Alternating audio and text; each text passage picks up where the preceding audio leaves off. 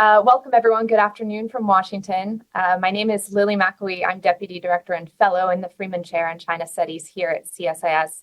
I'm really delighted to be hosting today's conversation on China's engagement in the Middle East.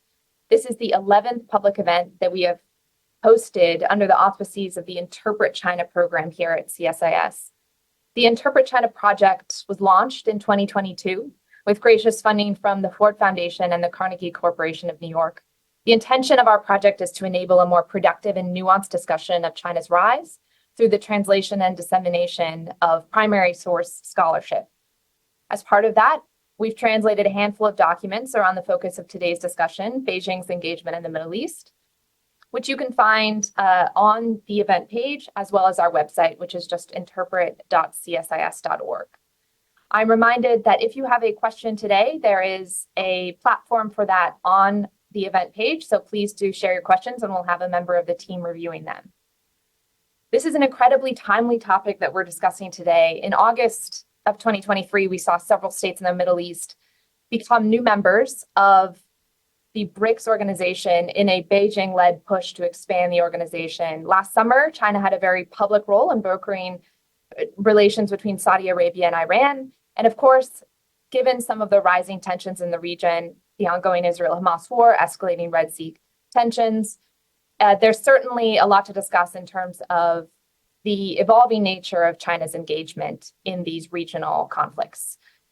To do so, we have a panel of very esteemed experts joining us today. They include Jon Alterman, who is Senior Vice President, Zbigniew Brzezinski Chair in Global Security and Geostrategy and Director of the Middle East Program here at CSIS.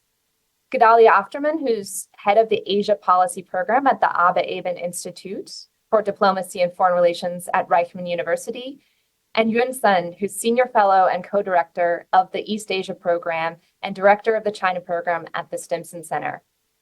We certainly have a lot to discuss in terms of unfolding regional dynamics, in terms of tensions in the Middle East. But first, I want to just zoom out and talk a little bit about China's strategy for engagement in the region.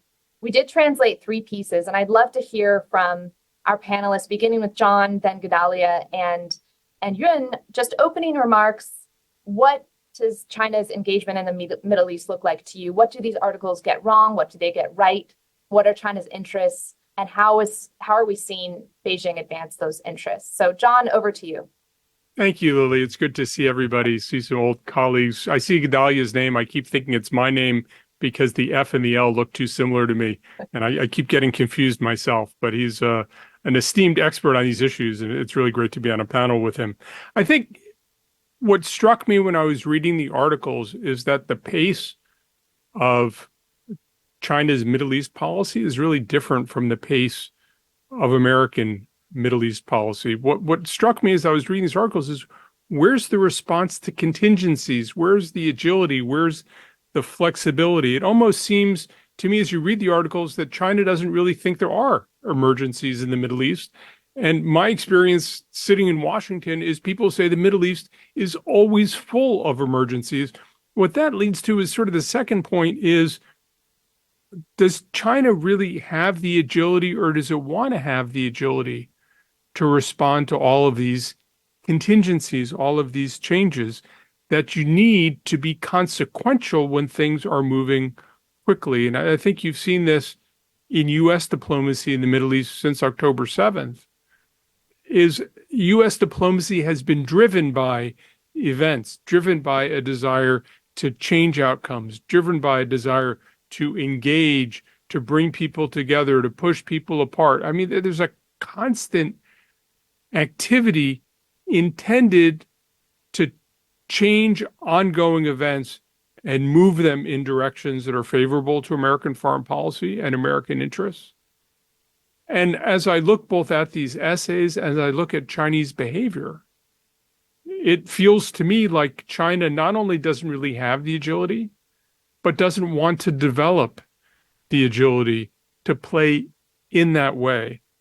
What's striking to me as I look at Middle East events over the last several months is just how irrelevant China has proven to ongoing diplomacy. I was doing a paper that I think is going to be published the next week or two.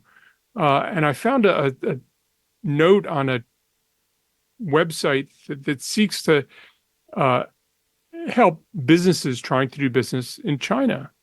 And the website says China has taken a firm stance to emerge as a prominent diplomatic influencer in the Middle East. This strategic direction is consistent with China's overarching ambition to position itself as a global leader actively engaged in resolving complex international conflicts. And the website underscored, quote, China's role as a potential mediator in the region, highlighting its concerted efforts to foster dialogue and cooperation between nations with diverse geopolitical interests. And I see how you could look at the Chinese efforts to preside over, broker, I think more preside over the Saudi-Iranian agreement in March. But that sort of set piece diplomacy, when it comes to all the contingencies that we've seen, both with Gaza and with the Red Sea and with all the other things unfolding in the region, it feels to me like what you see more clearly is that China's not actually interested in the Middle East as the Middle East.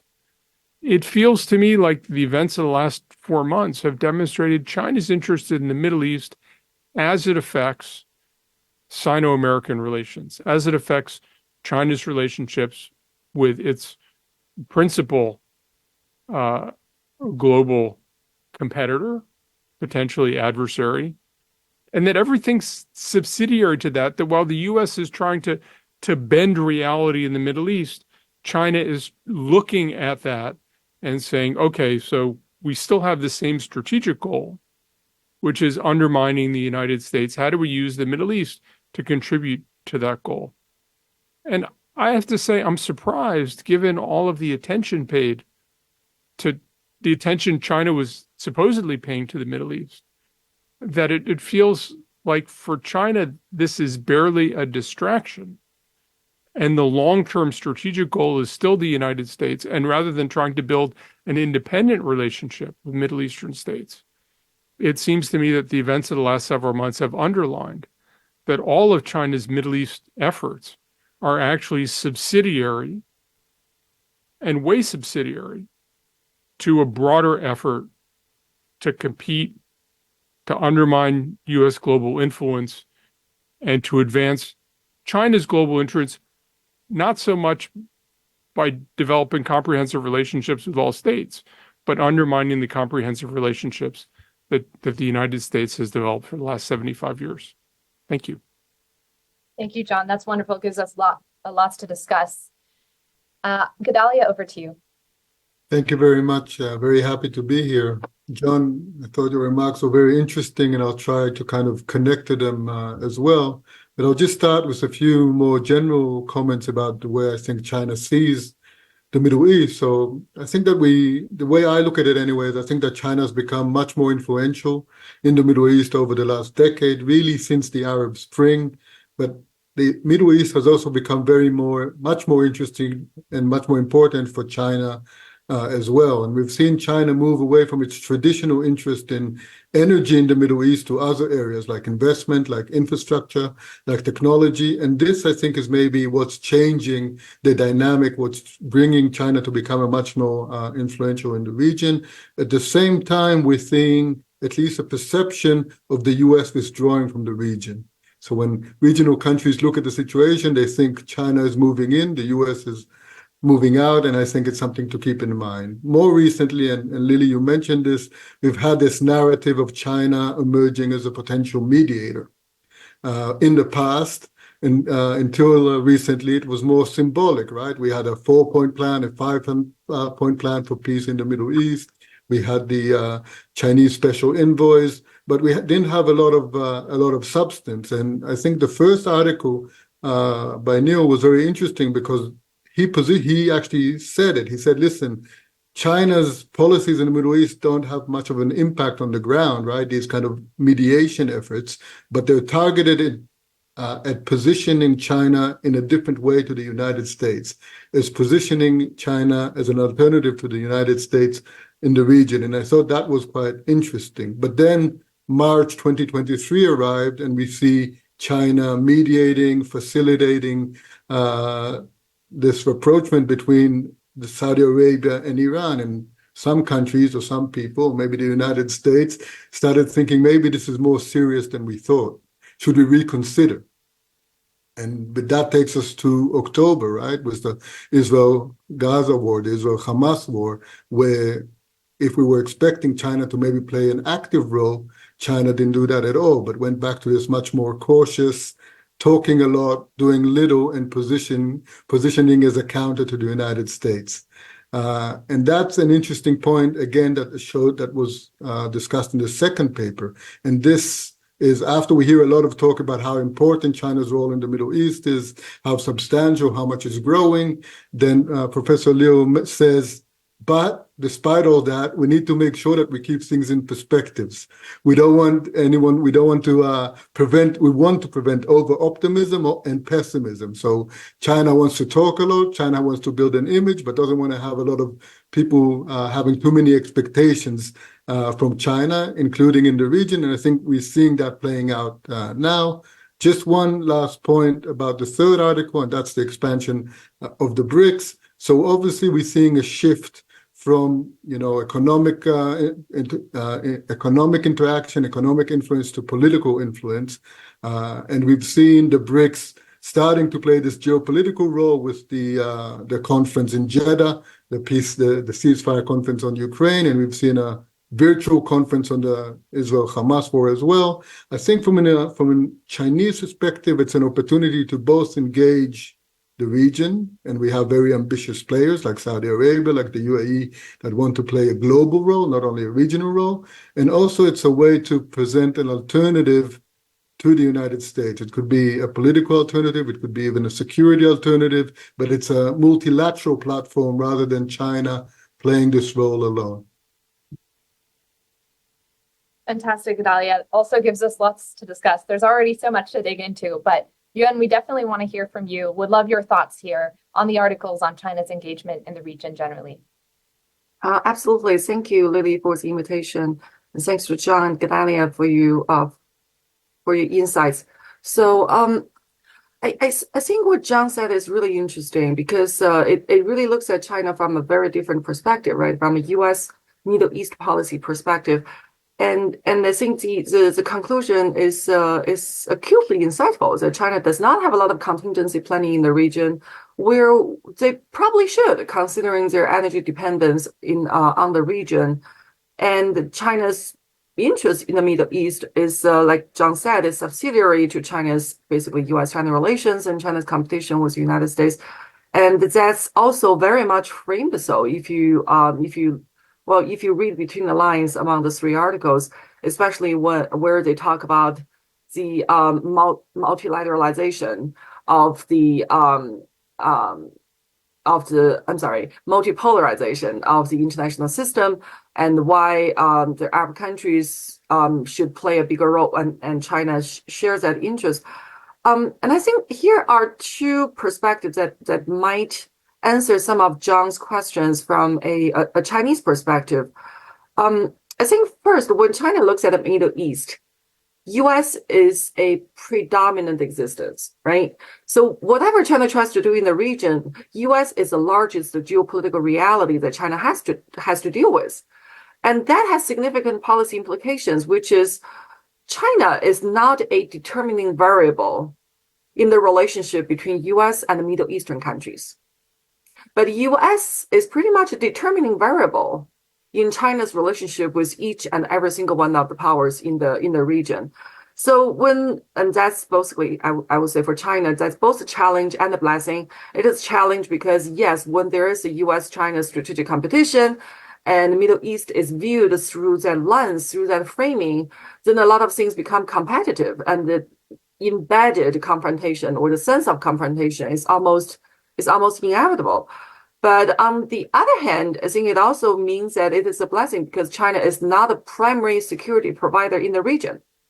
And China's presence so far has primarily happened under the security framework that is dominated by the United States.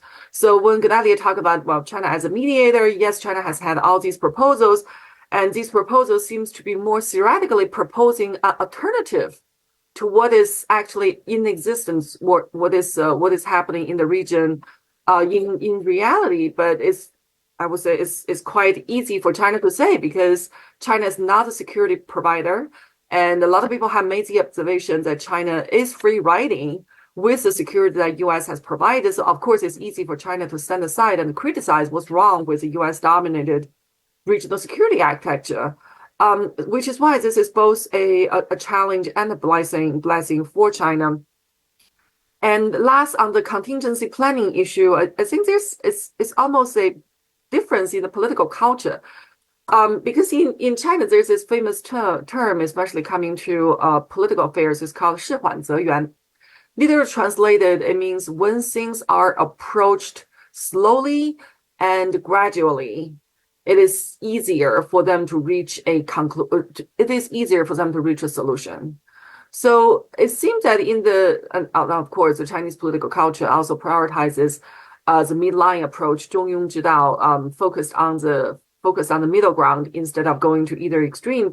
So I think for them, when they look at the crisis in the Middle East, there is a tendency to sort out, well, what is the origin of all these problems? And they, of course, then again, it's easy for them to say because U.S. is carrying the primary responsibility in terms of the security commitment.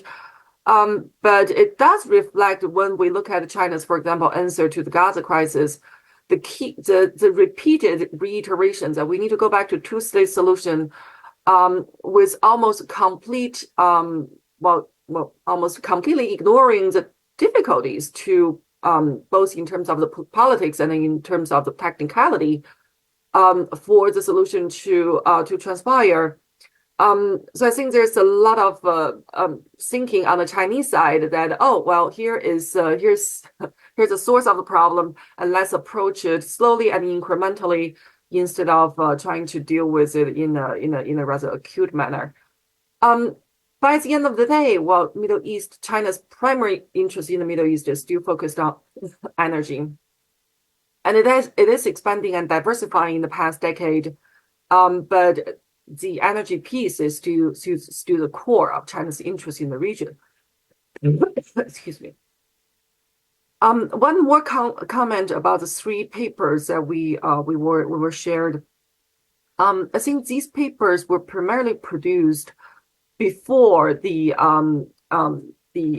especially the paper by Professor Niu is before China proposed the Global Security Initiative. And we know that the new architecture of Middle East security first proposed by Xi Jinping in 2018, it has been incorporated into the Global Security Initiative as a component, right?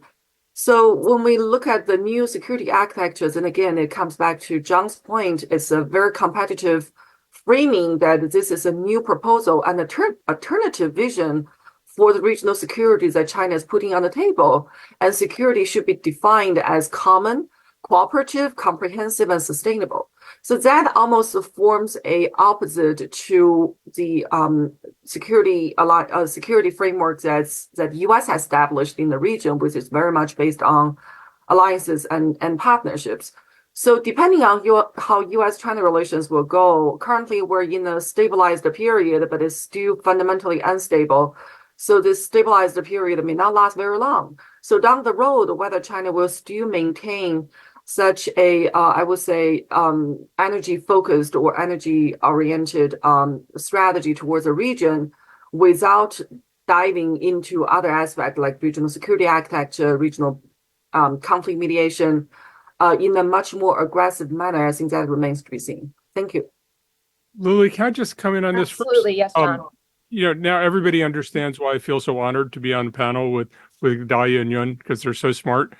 But when Yun was talking, I recalled being at a conference in the Arab world, and the Chinese Middle East envoy was there, and he started giving this talk in Arabic. And at the beginning, I was quite impressed that he had good Arabic. And then I sort of looked over his shoulder and I realized that not only had this all been written out, but there were some notes on the page and the page didn't look so fresh. And I realized this is the Arabic talk he gives all the time, right? That Americans are always trying to tweak and update with whatever's happened in the news, because every time you make a statement, it's about advancing closer to an ever moving policy horizon. And I think that the Chinese Middle East envoy's strategy is I show up and give the talk in Arabic, which is well practiced and very impressive, but the talk. And I think it's unimaginable for an American envoy, to put the time into perfecting a speech in Arabic, but B, giving the same speech. I mean, we don't have people who give the same speech. It's just not in our system.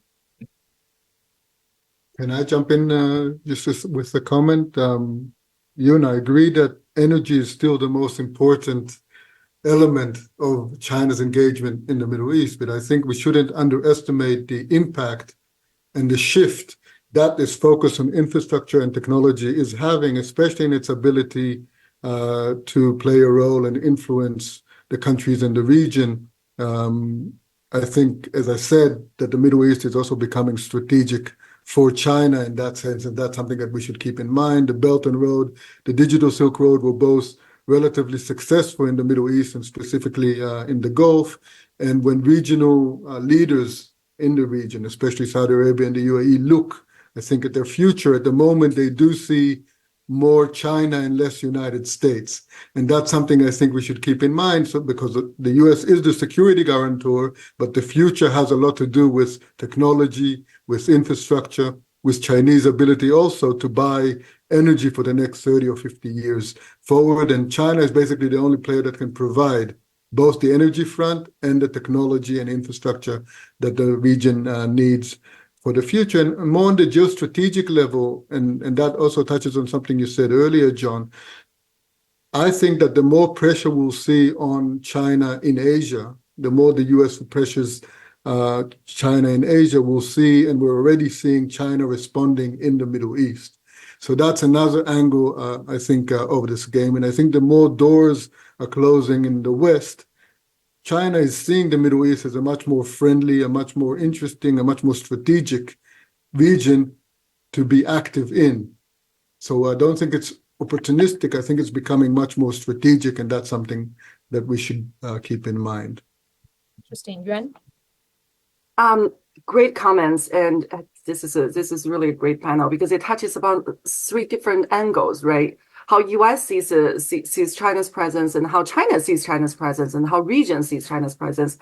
John, I absolutely agree with you. I think every time that we hear there's an official talk about China's policy towards Middle East, we can almost see that 99% of the time is the same talking points.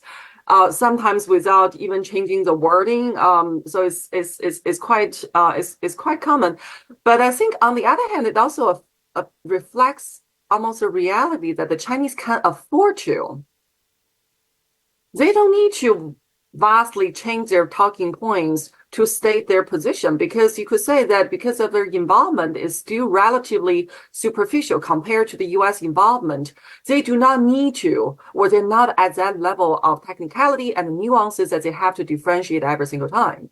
So these 4-point statements or 5 points peace proposal, 8 points peace proposal, we've seen a lot of those on Syria, on Palestine-Israel issue, or on the region in general. I think that actually reflects the lack of sophistication, or almost a lack of need for sophistication on these issues, because China is not the primary security guarantor, and they can keep repeating these points and work on those incremental approach. Let's keep the talk going. Let's make sure that the parties are talking, preferably in Beijing, to show that China is contributing constructively to the issue.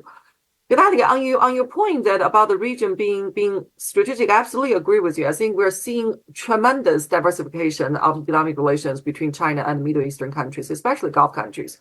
I think partly it is because precisely in the past, China's economic relationship with the region is almost entirely focused, one, on energy, two, on the export of China's labor contracts, right? Infrastructure contracts that the Chinese companies were building.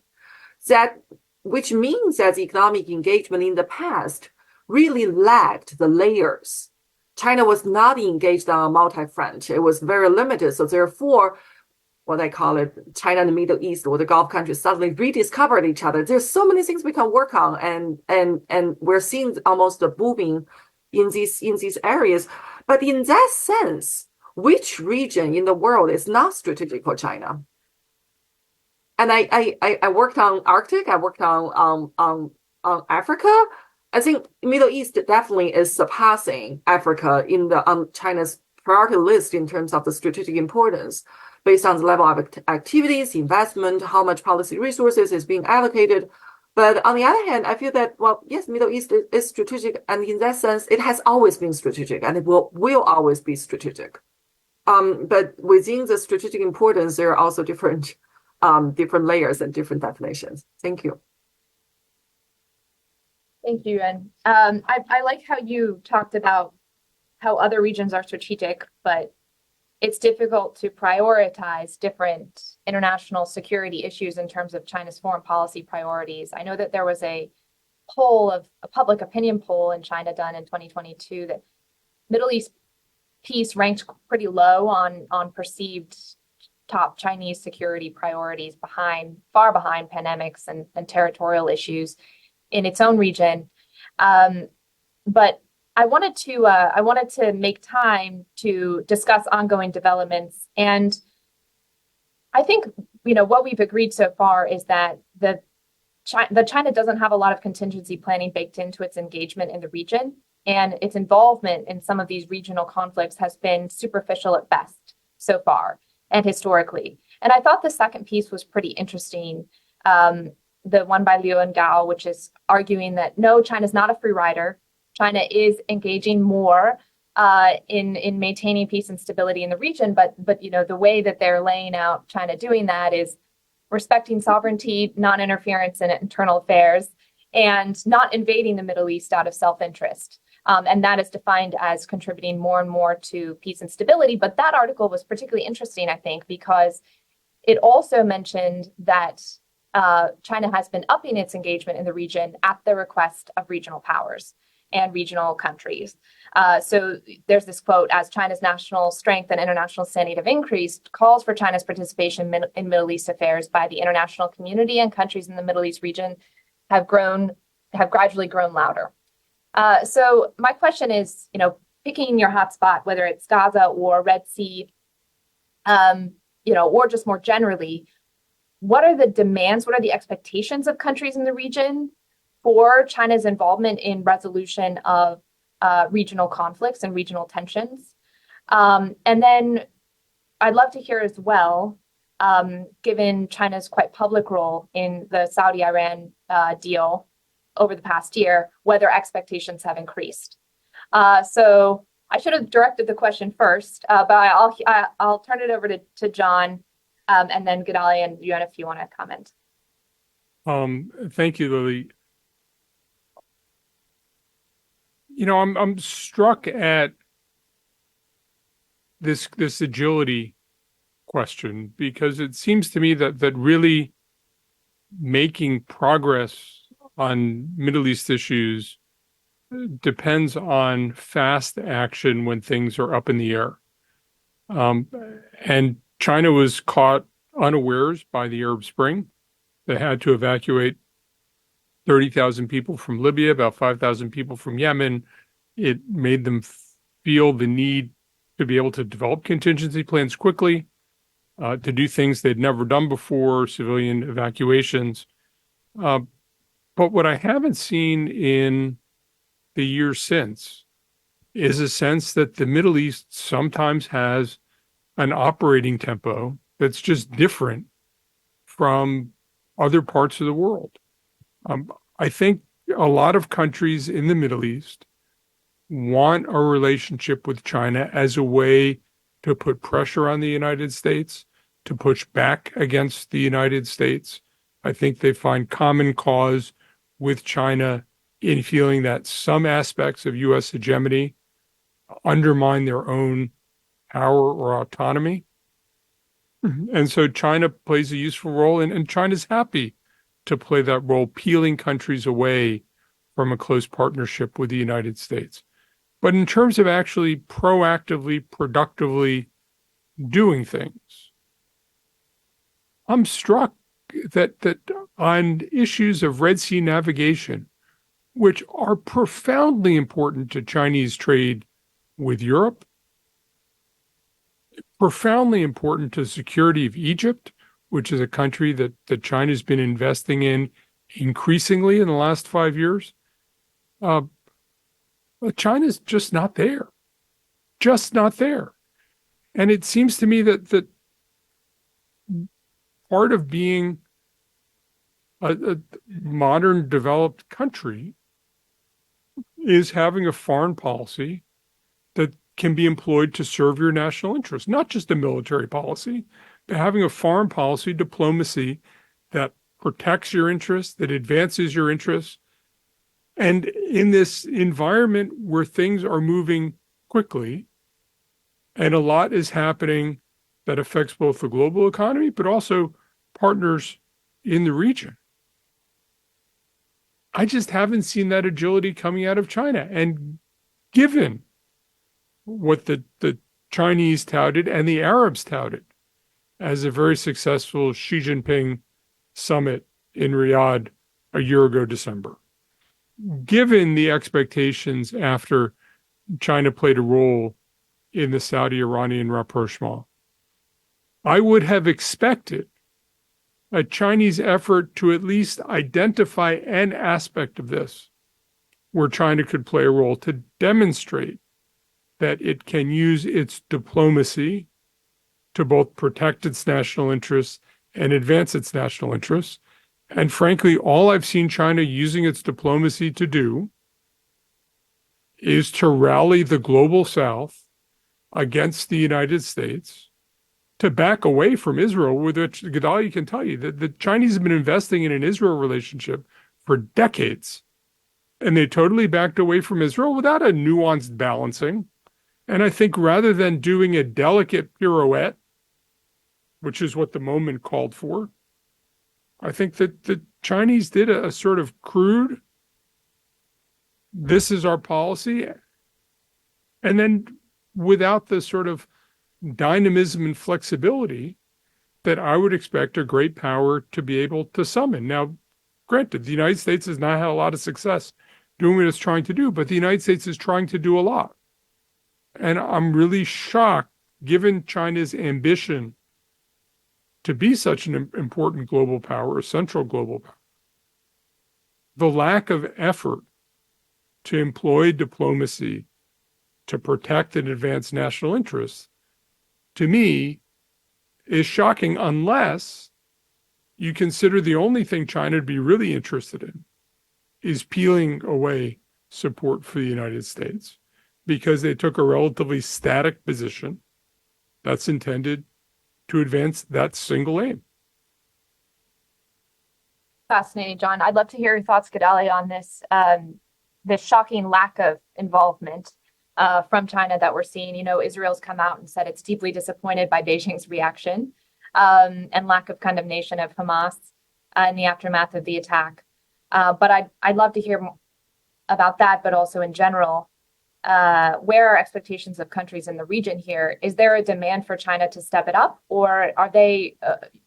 Is this well within their expectations of China just not really getting involved? So I'll say a few things, and I'll talk a little bit about the Israel-Hamas war as well. But just to go back to the main issue that I think we need to keep in mind, it is, Jon, as you say, this dynamic between China and the United States that's driving things. And you talk about, you know, China being static and not being agile and not taking opportunities. I think China is taking opportunities in the region when it finds vacuums. And I think the agreement between Saudi Arabia and Iran is one opportunity that China took advantage of, right? It didn't have to do a lot. It came in for the last 100 meters of the marathon, but it got a lot of credit from the region from it. And that's something that only China could do. The United States could not bring this agreement together. And I think that was a smart move in the sense that it didn't cost China anything. It didn't have any risk, but China got a lot of credit. And I think, Lily, it did build some kind of expectation in the region that China could become more active politically or diplomatically as well.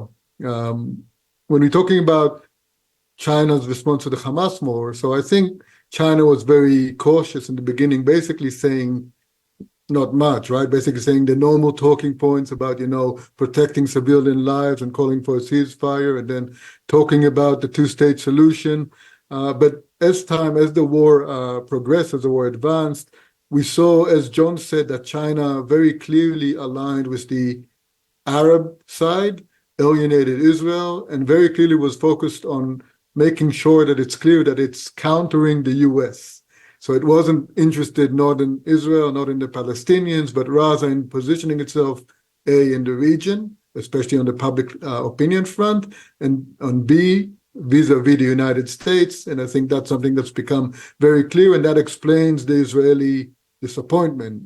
I'm sure we probably don't remember this, but Netanyahu, the Israeli prime minister, was meant to visit Beijing in October, right? This was meant to be a big visit, and some people were even thinking that this could be a way for Netanyahu to play the China card vis-a-vis the United States, especially on regional issues. So this was the atmosphere in the Israel-China relationship just before the 7th of October attack. And I think the disappointment in Israel is quite strong, I would say, in that sense. What I do see is interesting is in the last week or so, or last few weeks, as the war in Gaza seems to be moving to the next stage, suddenly China is kind of reemerging or upping the rhetoric about we need to have a regional or international conference about the conflict. Maybe China can mediate. So we're seeing again a sense of trying to find low-risk opportunities where China can play or be seen to be playing some kind of role without taking any of the responsibility and the risk in that sense. Is there an expectations on the region side? I think there is an expectation that China will become more important. I think the problem in the region is that there's a lack of trust of the United States. So the combination, again, of this gap of trust with the United States, where the United States is seen as, not an honest broker, not a country that necessarily can be trusted in terms of its allies in the region, and China becoming more and more important. And again, we're talking about opportunities or narratives or trust. COVID, for example, right? In this region, the country that came and provided, vaccines was China, not the United States. The United States disappeared for a year. And if you go to Abu Dhabi or to Dubai or to Cairo and you talk to them, people remember that the first country that came to their aid was China, right? The Chinese vaccines were even developed and tested here in the region. So I think... But they didn't work. It doesn't matter. That's not the point, Jon. Right? We need to understand that when you need help, who's going to come and help you? And the trust gap that these countries have with the United States is because they think the United States won't come and help them or didn't come and help them. So that's, I think, something, again, that we can keep in mind. But in that sense, the Gaza war doesn't fit in this equation, right? Because the United States was the one that came, with the aircraft carriers and all that to protect Israel, and China did nothing. So if you're sitting in Riyadh and you're thinking, who will I go to if I'm in trouble? I still think that you'd think the United States is probably more useful in the security sense today. Fascinating. Thank you, Gedaliah. Lots to follow up on there. But Yuan, I wanted to give you a chance to respond here. Would love to hear your thoughts, especially on Gedaliah's point that, Beijing's relationship looked to be warming with Israel prior to October. And now it's very much deteriorated, one could say.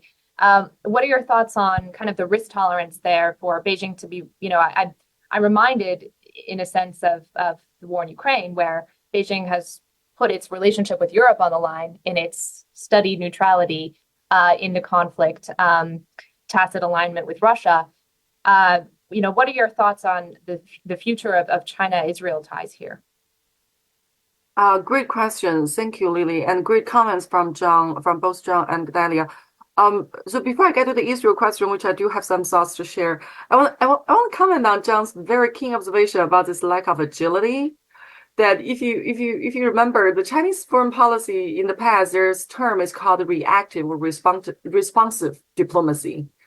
That it was very uncommon for the Chinese foreign policy to be prepared or to preemptively prevent something undesirable from happening. So like you said, when Libya happened and China had to evacuate 37,000 Chinese nationals from Libya, it came as a unprecedented, and they wrote books about it, they made movies about it, like, well, this has never done before, and look, we put it off. So agility, I would say, has never been a feature of Chinese diplomacy. And I think coming to the Middle East, there is a very specific and very real reason for it, which is agility requires prior investment. Agility cannot be created out of thin air. You have to have a foundation on which you can build agility, you can build contingency planning, you can build crisis prevention mechanism, and it requires significant accumulation of relationships, assets, and strategies and different options to happen. And then I really wonder, is Middle East that important for China? For China to throw in significant investment to build a foundation for such agility or for such, well, if we could use a word, operational capability. And when China looks at the periphery, primary security threat, West Pacific, and then maybe around the Asia periphery. But Middle East, yeah, it's a periphery, but it's called the grand periphery, right? It's much further away. And I think Professor Niu's article had this data that U.S. defense budget and I think U.S. regional defense spending is somewhere around, if I remember correctly, something around $200 billion US dollars. And they look at the whole Chinese defense budget for the whole year. Wait, I'm sorry, maybe it's the other way around. So basically, it will require China to completely reshift its national security priority for China to even try to start to build the infrastructure, for example, in the security realm in the region.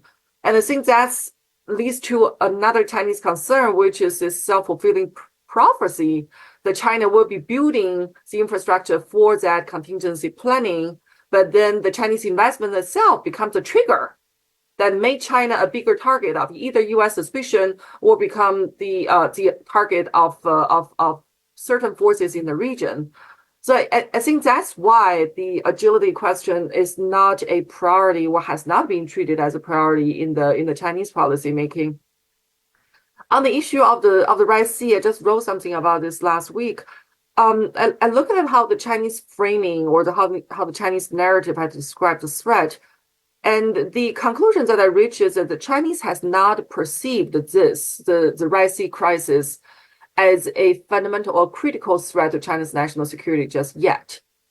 So not because the Houthis just already said that they won't target the Chinese ship. COSCO did suspend their shipping for example, to Israel, and they do calculate that the cost differential between shipping through Red Sea and through the Cape of Hope will be at least 29% in terms of the shipping cost. So it does pose certain challenge and threat to China's national interest, especially if you consider they're trying to boost their export, they're trying to boost their economic growth. So this definitely has an impact. But then coming back to the cost benefit analysis, what do they have to do in order to prevent that from happening? It's quite clear reading all the Chinese materials related to the Red Sea crisis. It's quite clear to me that the Chinese are not going to join the U.S.-led coalition. In fact, a Chinese senior diplomat asked me yesterday that, well, how many U.S. allies have joined that coalition? And so it's very clear. So it leads to the question about China's relationship with Israel. Now looking back, I think in the past 20 years, there has been this build-up of friendly ties with Israel, positive interactions, collaborations, conversation exchanges. I think this 20 years of accumulation probably has led to a certain level of romanticization on both countries' part about each other. And I think in particular, I think Israel probably was thinking before October that, well, at least the Chinese will be a little bit more considerate of our national security concerns and play a slightly more balanced role rather than completely siding with Arab countries. But I think the Chinese position on that, and could be a loss in translation or a lack of understanding. I think the Chinese position has always been, don't force us to choose. Because when you do, we're not going to choose you. So when the push comes to shove, the Chinese will not side with Israel on the issue of Palestine. And that has been consistently the Chinese practice, even back in the Cold War days, right? So I think this time it should serve as a weakening call that maybe Israel needs to develop some reassessment of the relationship with China and how far China is willing to go to defend what Israel perceives to be its core national interest. Thank you. Thank you, Jen. Gedaliah? Please. Yeah, just first of all, I agree with you completely about your analysis of Israel related issues. I think there was, over expectation on the Israeli side or unrealistic expectations. I'm actually writing a paper right now about the inherent limitations of the Israeli-China relationship. And I think when you look at it and when you look back, it becomes rather clear. And I think from an Israeli perspective, first of all, if you look at the Middle East and the Chinese thinking of the Middle East over the last, 15 years ago, I would probably tell you that the important countries in the region for China are Iran and Israel, or the most interesting in that sense. But if you ask me today, I think it would be Saudi Arabia and Iran, where Israel is dropping down the list pretty quickly. And I think we've seen following the 7th of October that Israel doesn't really count. So there's nothing that Israel could do by itself anyway to convince or to change the Chinese position. What I found interesting about the Red Sea issue, Yun, is that I agree with you that they won't join the U.S. and it's in their interest again to differentiate themselves from the U.S., etc. But China, we know for the last 10 or 15 years even has been showing a lot of pride, has been broadcasting all its work in the Gulf of Eden and on anti-piracy. It has forces there, it has the ships there already. You would have thought that they could play some kind of role, even if a symbolic role, and avoid this feeling, especially in the United States and other parts of the West, of China being unhelpful. On getting involved in the Israel-Hamas war is one thing, right?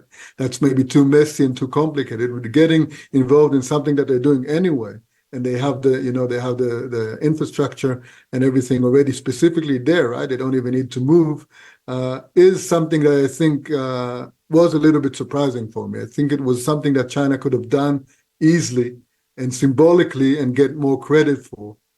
But just to go back to one of the things Yun was talking about, I don't think China needed to do anything militarily to be consequential in the Middle East. Arguably, China could have forged a diplomatic role for itself. China could have had a humanitarian role to play. China, I think, could have been very effective, saying, we're interested in the suffering of civilians. And I think China would have been in a position to build on a range of relationships in the region to show that it can engage effectively in international forums. It would take preparation, sure, an investment, but I think it would be, China would signal that it's ready to sit at the grown-ups table. Every trip I've made to China for the last 15 years, I've heard about China's interest in either joining the quartet or playing some sort of negotiating role on Arab-Israeli issues. And when there's actually work to be done, China's nowhere, except when they say, okay, so now what's the form of a final negotiating thing, oh, China has to be included. Well, the way to be included is to demonstrate that you can actually do something constructive beforehand. And as Yun says exactly correctly, it takes investment, it takes seriousness, it takes time. It doesn't take a big army to be consequential. Norway was consequential in Middle East politics, not because it has either people or a big army it's putting into the Middle East. But they decided to be consequential. And it seems to me that the way China is being consequential is it's trying to play off what's happening in the Middle East to advance China's interests vis-a-vis the United States and vis-a-vis the region itself.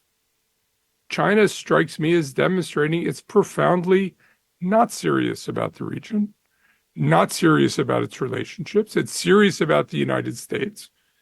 And what it does, it will do in order to undermine the United States, whatever impact that has on partners in the region, and remarkably, regardless of the impact it has on China's own trade interests. Interesting. And I mean, back to the shadow of US-China competition in China's engagement in the Middle East, I want to make time to talk about BRICS expansion because we've had a couple questions come in on BRICS expansion. And it certainly made headlines recently in the United States, this idea that BRICS is expanding as a potential, counterpoint to the G7. And, we did have several very important Middle East states join BRICS back in August. Gedaliah, you had mentioned how states in the region are not just seeing China in a security context. Clearly, economic diversification is important and technological upgrading, and that's something that China can help with. But then another theme of our conversation has been regional powers trying to maximize their strategic agency. And I think we see all of these motivations from states in the region in terms of expansion. But I wanted to give you each BRICS expansion, but I wanted to give you each an opportunity to comment on BRICS expansion, what role the organization can actually play in helping regional states advance their aims, whether there's opportunity for disappointment, say, in terms of what they're expecting from the organization and what might actually emanate. So Gedaliah, let me turn to you and then Yuan, and we can wrap up with Jon. Great. So first of all, I think it's important to say that from the regional perspective, the regional countries don't want to choose between China and the United States. As Yun said, if you say choose one, then they're not going to choose you. And that's actually been the United States asking countries to choose, and it hasn't been very successful in the region. So they want to maximize their relationship with both powers, and as far as they're concerned, they want to enjoy both the Belt and Road and the IMEC, the India Middle East Economic Corridor. So if you're Saudi Arabia, you want to be part of both initiatives. You want to be part of the BRICS. You want to be part of the SCO as well, and the world is multipolar, right? It's not bipolar in that sense. I think that for them, we don't know yet what the BRICS or what the BRICS Plus will be. We see that it's useful for different countries to promote their interests. I think for China, as I said, it's a multilateral forum. It gives China cover to push an alternative to the United States. It uses the ambition of Saudi Arabia, of the UAE, countries that also have money, that are quite savvy diplomatically, to push forward this and say this is the global South, right? This is the other side of the world, the developing world voice.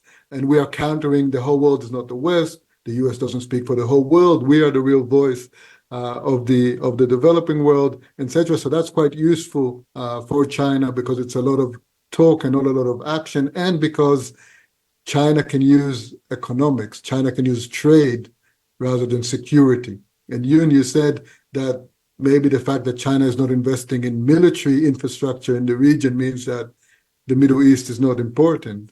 And maybe that's true. But why should China invest in military infrastructure in the region when the United States is still there and China is doing very well with economics?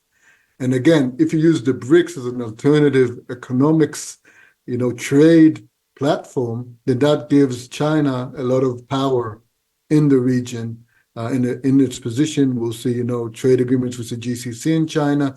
We saw that, the first country that the GCC foreign ministers went to visit to talk about the Israel-Hamas war was China, of course. So I'm not sure it's that clear cut. I mean, I definitely understand what Jon is saying, and I think he's making very strong points there. But I think, at least in the regional perspective, countries do see China as a serious player. And I think that will continue to be the case, and I don't think we should underestimate that understanding. And it's not because of security. No one is expecting China to come and protect them. But there are other elements, particularly, as you said in the beginning of this conversation, this kind of ability to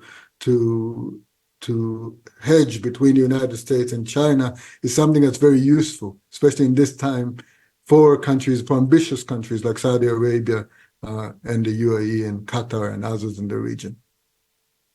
So interesting, Gedaliah. I take your point about the economic side and also the normative side and the role in global governance, this idea of a more unified global South that can fight back against some of the rules and principles of the international order that disadvantages their interests, at least in perceptions, and give them a greater voice in standard setting. Yuan, how does China see BRICS expansion, SCO expansion, these plurilateral forums? Would love to get your take. Sure, a couple of thoughts.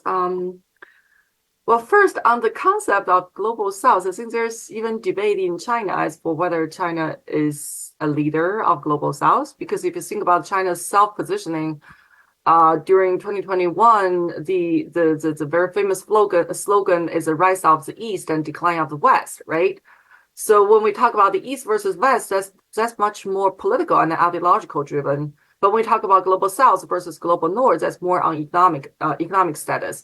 So I would say that the Chinese has, in the past, in the framing, seen itself as a leader of the global East, but as a leader of the global South. I think countries like India will probably disagree. And where is, so China will still claim that it's the largest developing country, but the reality also says otherwise when you are the largest creditor to most of the developing countries. So I think that identity by itself is not without dispute. But that won't stop China from trying to consolidate its role or its leading role in the global South as a bloc. And these regional organizations, Shanghai Cooperation Organization or BRICS, are good vehicle for China to carry out that mission. Having said that, of course, if you look at the Chinese narrative, including the paper you shared about Arab countries in the BRICS, it does reflect this Chinese desire to add to what they call the diversity of the civilization, diversity of political system, basically saying that democracy is not a universal value and not all countries have to be democratic to be legit. And there's this emphasis on the multipolarization or the multipolarity in the world, which is something that the Chinese has been arguing for since the end of Cold War, because multipolarity, when U.S. remains to be the superpower, the argument or the pushing for multipolarity is seen as China's interest. But having said that, if we look at the substance and what SCO and BRICS have actually produced in terms of rule-changing events or mechanisms or systems that would counter what is already in existence in the global governance space, I would say that it's not that rich. So if we want to evaluate the symbolism versus the substance, I would say that yes, expansion of SCO, expansion of BRICS, they do carry a lot of symbolic significance. But when I look at what these organizations or mechanisms actually produced in terms of changing the rules, changing the international norms, I'm not seeing a lot of success yet. Maybe there will be more down the road, but so far I'm not a huge proponent that these organizations have played a significant role in the global governance space. Thank you. Thank you. And Jon, I'll leave the final word to you. I agree with Jen. What the BRICS actually means is open for debate. I think if the BRICS turns out to be really consequential, that will be dependent on things that have yet to happen rather than things that have happened already. But what struck me about the BRICS expansion was how closely it aligned with Chinese national interests. So BRICS is supposedly about a multilateral alignment between non-Western states as a front for the global South, but China has identified most of the new members are the Middle Eastern countries with which China has comprehensive strategic partnerships, save for Algeria, which for a whole bunch of reasons wasn't included. But then only a couple others. This was really about China's effort to use a multilateral forum to advance Chinese national interests. That's fine. But I think it means that you have to take that information when you think about China's commitment to creating a different order, or is China merely interested in advancing Chinese national interests? And I think here's another case where countries think that they're signing up for something larger than China, when in fact, I think the Chinese view is you sign up for China, and China's advancing Chinese interests. As I said, there's nothing wrong with that as long as everybody is clear-eyed about what's involved. And we'll have to see. I'm not alarmed by it, but I think to me, it fits into a larger trend of China subordinating its Middle East policy to its U.S. policy. Thank you, Jon. That's a really thought-provoking note to end on. And I just want to say thank you, Jon, Gedaliah, Yuan, for participating in today's panel. This has been so interesting. I want to remind our audience that there will be a recording, so those who weren't able to tune in today will be able to watch it or watch it again, which I probably will because I learned so much. And I'm really grateful for a rich discussion. So thank you all. Please watch the recording and please check out our documents. And thank you so much to all of our experts today. Thank you. Thank you.